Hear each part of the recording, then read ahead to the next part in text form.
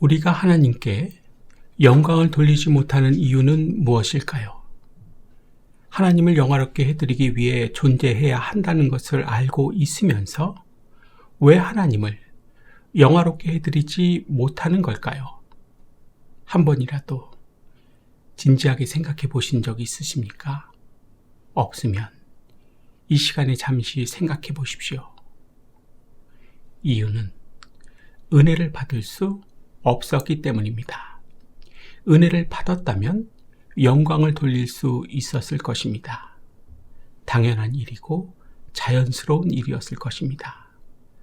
그렇다면 은혜는 어떠한 사람에게 주시는 것일까요? 예수님을 통해 은혜를 받은, 아주 큰 은혜를 받은 어떤 과부의 이야기를 통해 살펴봅니다.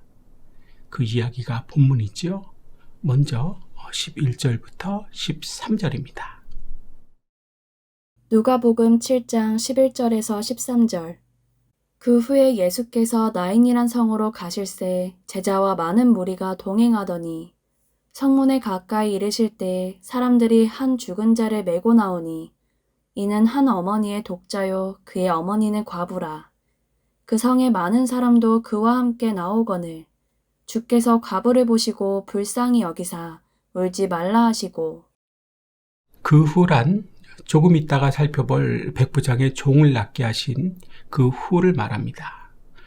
종을 낫게 하신 후 예수님께서는 나인성으로 가셨습니다. 이때 제자들과 많은 무리가 함께 동행했습니다. 여기서 보듯이 예수님께서 가시는 곳마다 많은 사람들이 따랐습니다.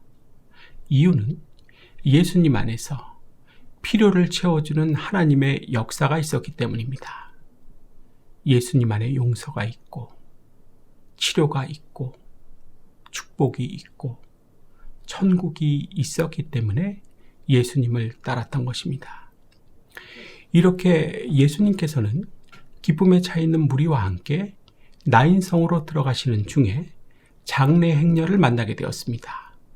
기쁨의 행렬과 슬픔의 행렬이 만나게 된 것입니다. 희망과 절망이, 삶과 죽음이 만난 것입니다. 죽은 사람은 젊은 청년이었고 그 장례 행렬에는 하나뿐인 외아들을 잃은 어머니가 비참한 몰골로 따르고 있었습니다. 남편도 없이 오직 아들 하나만을 바라보고 살던 이 과부 어머니는 슬픔과 비통에 겨워서 땅을 치며 통곡하며 아들의 관을 따라가고 있었습니다. 동네 사람들이 모여 장례 행렬에 동참해 주었지만 이러한 동정이 과부에게는 위로도 힘도 될 수 없었습니다. 하늘이 무너지는 것과 같은 충격과 억장이 무너져 내리는 슬픔으로 너무나 괴로운 이 과부는 이제 더는 세상을 살 소망이 없었습니다. 그렇지만 예수님께서는 이런 과부를 불쌍히 여겨 주셨습니다. 울지 말라고 위로해 주셨습니다. 이렇게 은혜를 받는 사람은 예수님께서 불쌍히 여겨주시는 사람입니다. 이 과부, 그렇다면 어떠한 은혜를 받았습니까? 자식이 살아나는 은혜입니다. 슬픔이 기쁨으로, 절망이 희망으로 바뀌는 은혜를 받았습니다. 이유가 무엇이었습니까? 예수님께 불쌍히 여김을 받았기 때문입니다. 사랑하는 여러분, 자식이 죽었다는 일은 정말 큰 일입니다. 이보다 더 큰 일은 없습니다. 하지만 예수님께는 큰 일이 아니라 작은 일입니다. 작은 점에 불과한 일입니다. 왜죠? 예수님께서는 즉시 살리실 수 있기 때문입니다. 지금 이와 비슷한 큰 일이 생기신 분, 또 겪고 계신 분 있으십니까? 예수님께는 작은 점에 불과하다는 사실 꼭 기억하십시오. 예수님께서는 불쌍히 여겨주시는 사람에게 은혜를 내리시는 것입니다. 해결해 주신다는 것입니다. 내가 왜 은혜를 받지 못하는지 원인을 꼭 아셨으면 좋겠습니다. 13절 말씀만 다시 보겠습니다. 누가복음 7장 13절. 주께서 과부를 보시고 불쌍히 여기사 울지 말라 하시고. 이 과부와 같이 예수님께 불쌍히 여김을 받는 여러분 다 되실 수 있기를 축복합니다. 그리고 또 누가 예수님께 은혜를 받았습니까? 이 과부를 만나기 전에 만난 백부장입니다. 2절부터 10절입니다. 누가복음 7장 2절에서 10절. 어떤 백부장의 종이 병들어 거의 죽게 되었는데 그는 주인에게 소중한 종이었다. 백부장은 예수의 소문을 듣고 유대인의 장로들을 예수께로 보내어 그에게 청하기를 와서 자기 종을 낫게 해달라고 하였다. 그들이 예수께로 와서 간곡히 탄원하기를 그는 선생님에게서 은혜를 받을 만한 사람입니다. 그는 우리 민족을 사랑하는 사람이고 우리에게 회당을 지어주었습니다 하였다. 예수께서 그들과 함께 가셨다. 예수께서 백부장의 집에서 그리 멀지 않은 곳에 이르셨을 때에 백부장은 친구들을 보내어 예수께 이렇게 아뢰게 하였다. 주님, 더 수고하실 것 없습니다. 나는 주님을 내 집에 모셔드릴 만한 자격이 없습니다. 그래서 내가 주님께로 나아올 엄두도 못 냈습니다. 그저 말씀만 하셔서 내 종을 낫게 해주십시오. 나도 상관을 모시는 사람이고 내 밑에도 병사들이 있어 내가 이 사람더러 가라고 하면 가고 저 사람더러 오라고 하면 옵니다. 또 내 종더러 이것을 하라고 하면 합니다. 예수께서 이 말을 들으시고 그를 놀랍게 여기시어 돌아서서 자기를 따라오는 무리에게 말씀하셨다. 내가 너희에게 말한다. 나는 이스라엘 사람 가운데서는 이런 믿음을 본 적이 없다. 심부름했던 사람들이 집에 돌아가서 보니 종은 나아 있었다. 백부장의 종은 죽어가고 있었습니다. 그런데 낫게 하셔서 살리셨습니다. 큰 은혜를 주신 것입니다. 그런데 이 백부장은 어떠한 사람입니까? 2절. 종을 소중히 여길 줄 아는 사람입니다. 5절. 타인을 사랑할 수 있는 사람입니다. 회당을 지어주는 금전적 희생을 할 수 있는 사람입니다. 6절. 자기의 자격을 아는 겸손한 사람입니다. 8절. 생각할 수 있는 사람입니다. 9절.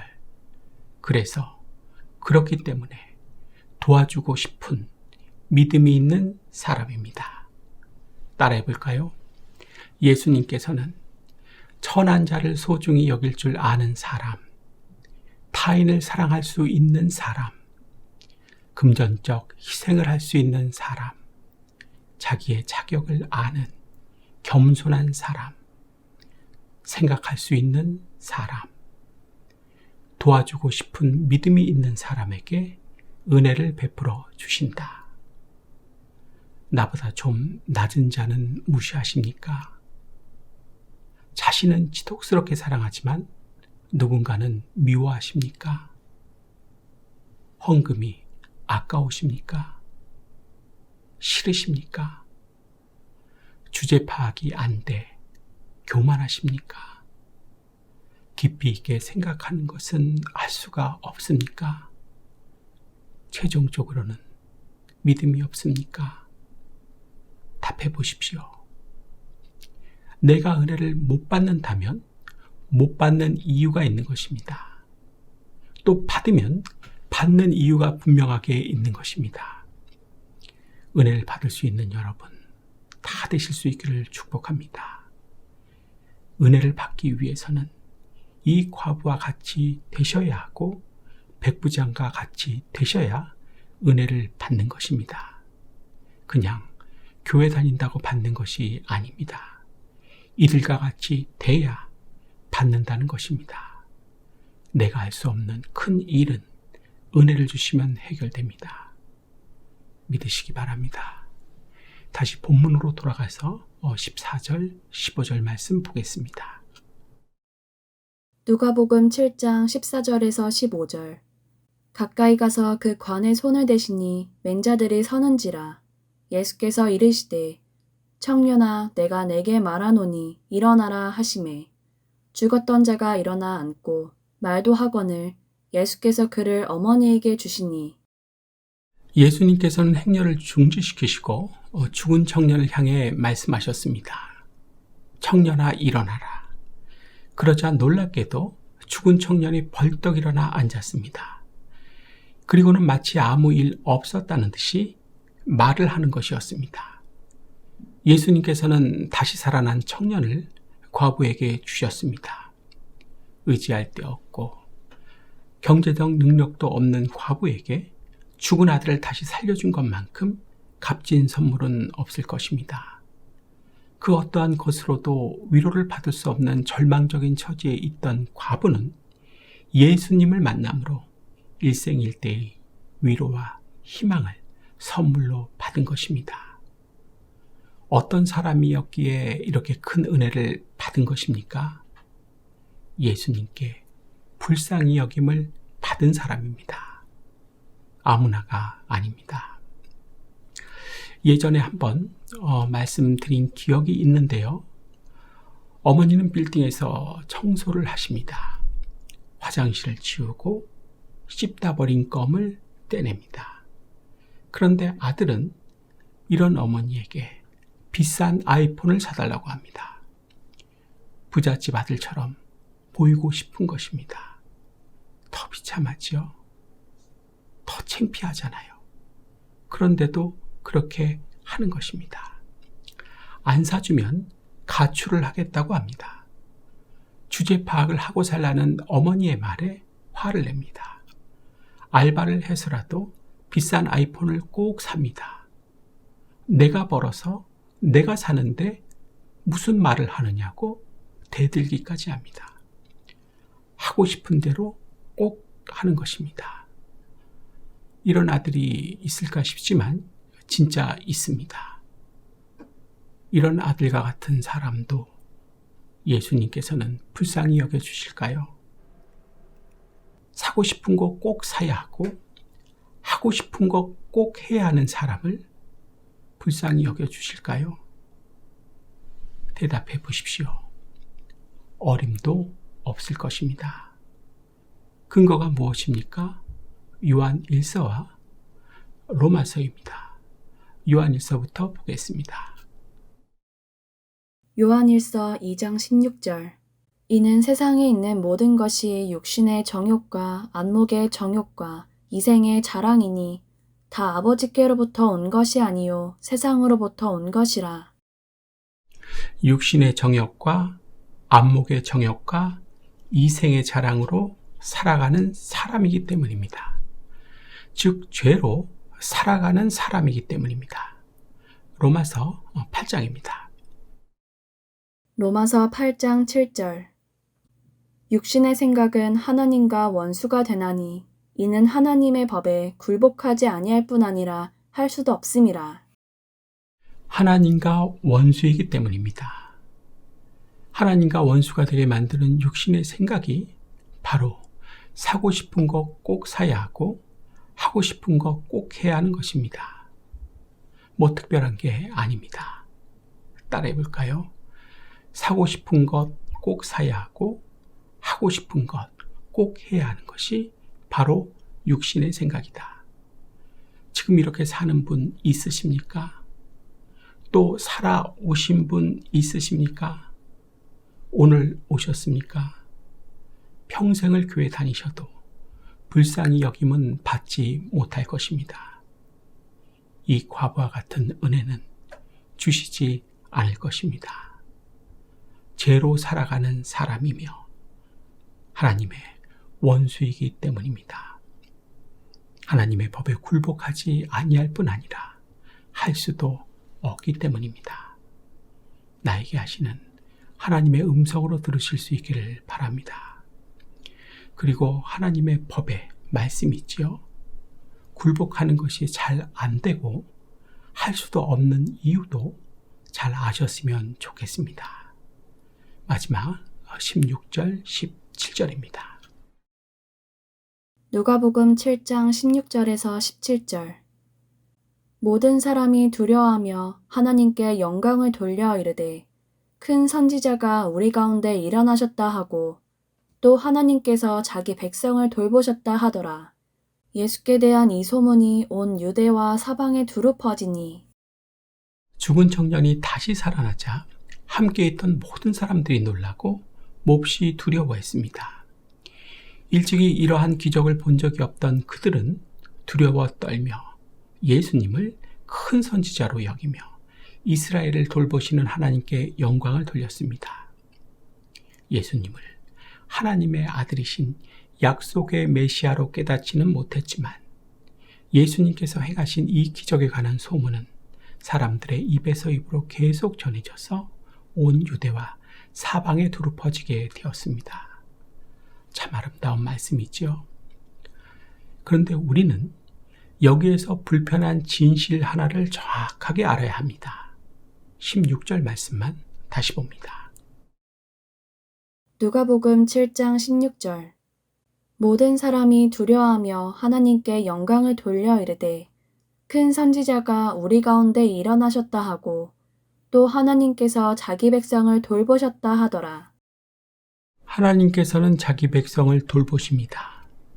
하지만 하나님께서 절대로 돌보시지 못하는 사람도 있습니다. 진실입니다. 제가 본 끔찍한 유튜브 영상 이야기를 들어보면 이해를 하실 것입니다. 저에게 가장 많이 올라오는 유튜브 영상은 설교입니다. 그 다음은 강아지 관련 영상입니다. 특히 새끼 강아지와 어린 오리 새끼들이 함께 노는 영상은 매일 올라옵니다. 그런데 정말 잊혀지지 않는 영상을 하나 보게 되었습니다.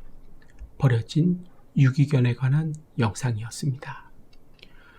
어떤 마음씨 좋은 아주머니 한 분이 유기견에게 먹을 것을 주고 약을 주며 피부병을 치료해주고 있었습니다. 매일같이 저녁이 되면 이 유기견이 나타나는 곳으로 가서 이렇게 돌봐 주었습니다. 그런데 귀 안쪽에 새카만 진드기들이 달라붙어 있는 것을 발견했습니다. 어떻게 했을까요? 피부에 깊숙이 이빨을 받고 달라붙어서 피를 빨아먹는 진드기들을 조심조심 떼어냈습니다. 순간 이 유기견은 아주머니의 얼굴을 물어버렸습니다. 공격당한 그 아주머니의 얼굴은 어떻게 됐을까요? 차마 말을 할 수가 없을 정도가 되었습니다. 수술만 몇 차례를 받으셨고 그 얼굴이 영상에 나왔습니다. 지금 생각해도 정말 끔찍합니다. 그런데 여러분, 만약에요, 아주 만약에 이런 유기견과 같은 사람이 존재 않다면 하나님께서는 돌보실 수 있을까요? 없습니다. 왜 못하시는지 이사야 59장으로 가서 확인해 봅니다. 이사야 59장 1절에서 2절 여호와의 손이 짧아 구원하지 못하심도 아니요 귀가 둔하여 듣지 못하심도 아니라 오직 너희 죄악이 너희와 너희 하나님 사이를 갈라놓았고 너희 죄가 그의 얼굴을 가리어서 너희에게서 듣지 않으시게 함이니라. 왜 못하시는 것입니까? 유기견과 같이 기분이 나쁘다고 해서 순간 얼굴을 물어버리며 공격하는 것은 정확히 죄악이기 때문입니다. 혹시라도 이런 적 있으십니까? 기분이 나쁘다고 해서 순간 하나님의 얼굴을 물어버리며 공격하신 적 있으십니까? 안 보이는 하나님이라서 없습니까? 그러면 셀장님은요? 전도사님은요? 부목사님은요? 너무 급작스러운 질문이라서 생각을 좀 해보셔야 되겠습니까? 내가 이런 유기견과 같은 사람은 되지 말아야 할 것입니다. 절대로 돌봐줄 수 없는 사람이 돼서는 안 되는 것입니다. 주의하시고 또 주의하시며 사실 수 있기를 당부드립니다. 같은 맥락에서 한 4년쯤 전에 있었던 일을 말씀드리겠습니다. 작은 교회에서 있었던 일입니다. 요리사가 꾸민 어떤 청년을 친한 동생이 전도해서 교회를 다니게 됐습니다. 그런데 이 청년이 교회를 다니면서 한다는 소리가 나는 교회를 다니면 다닐수록 점점 쓰레기가 되는 느낌이 든다는 것이었습니다. 교회를 다니면 다닐수록 나는 점점 더 쓰레기가 되는 느낌이 든다.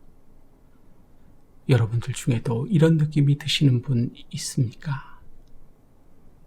이 말이 자기 성찰에서 나온 말입니까? 죄를 깨달아서 하는 말입니까? 아닙니다. 유기견과 같은 공격성이 발동이 걸려서 분이 나고 화가 차기 때문에 신경질이 나서 이런 말을 하는 것입니다. 이 청년 얼마 못 가 교회를 떠났습니다. 결혼을 했지만 전도한 그 친한 동생을 좋아했던 자매와 결혼을 했습니다. 식당을 차렸지만 1년도 안 돼 망했습니다. 하나님께서 돌봐주시지 않은 것입니다. 기억하십시오. 하나님께서는 욱하고 물며 공격성을 보이는 유기견과 같은 사람은 절대로 돌봐주시지 않는 것입니다. 내가 이런 유기견과 같은 사람은 아닌지 잠시 생각해 보셨으면 좋겠습니다. 생각해 보신 결과 내가 바로 이런 사람이라면 고치는 방법을 아셔야 합니다. 고치는 방법은 데살로니가전서 2장에 기록해 놓으셨습니다. 데살로니가전서 2장 13절. 이러므로 우리가 하나님께 끊임없이 감사함은 너희가 우리에게 들은 바 하나님의 말씀을 받을 때에 사람의 말로 받지 아니하고 하나님의 말씀으로 받음이니 진실로 그러하도다. 이 말씀이 또한 너희 믿는 자 가운데서 역사하느니라. 고치는 방법은 무엇입니까? 말씀을 들을 때 사람의 말로 듣지 않는 것입니다. 하나님의 말씀으로 듣는 것입니다. 이렇게 할 때 사실 역사도 해 주시는 것입니다. 따라해 볼까요?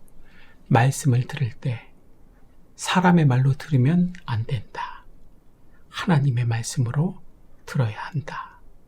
이렇게 할 때 역사해 주신다. 이 말씀이 내 미래를, 운명을 바꿔놓았으면 좋겠습니다. 한 말씀만 더 보겠습니다. 야고보서 1장입니다. 야고보서 1장 20절에서 25절. 사람이 성내는 것이 하나님의 의를 이루지 못함이라. 그러므로 모든 더러운 것과 넘치는 악을 내버리고 너희 영혼을 능히 구원할 바 마음에 심어진 말씀을 온유함으로 받으라. 너희는 말씀을 행하는 자가 되고 듣기만 하여 자신을 속이는 자가 되지 말라. 누구든지 말씀을 듣고 행하지 아니하면 그는 거울로 자기의 생긴 얼굴을 보는 사람과 같아서 제 자신을 보고 가서 그 모습이 어땠는지를 곧 잊어버리거니와 자유롭게 하는 온전한 율법을 들여다보고 있는 자는 듣고 잊어버리는 자가 아니요 실천하는 자니 이 사람은 그 행하는 일에 복을 받으리라. 이 말씀 깊이 간직하고 사실 수 있기를 부탁드립니다. 이제 말씀을 마치려고 합니다. 우리가 하나님께 영광을 돌리지 못하는 이유는 무엇입니까? 은혜, 도움을 못 받았기 때문입니다. 그렇다면 어떻게 해야 받게 되는 것입니까? 과부와 같이, 백부장과 같이 되면 받는 것입니다. 그리고 주의하셔야 하는 것은 무엇입니까? 유기견과 같은 사람, 요리사가 꾸민 청년과 같은 사람이 돼서는 안 된다는 것입니다. 유기견과 같은 사람, 요리사가 꾸민 청년과 같은 사람은 되지 마십시오.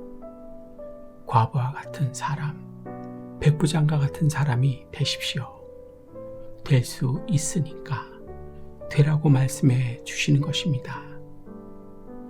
잿빛과도 같은 어두운 내 미래가, 운명이 봄꽃과 같은 환한 빛깔로 이제는 앞으로는 바뀌실 수 있기를 간절히 축원합니다. 기도하겠습니다.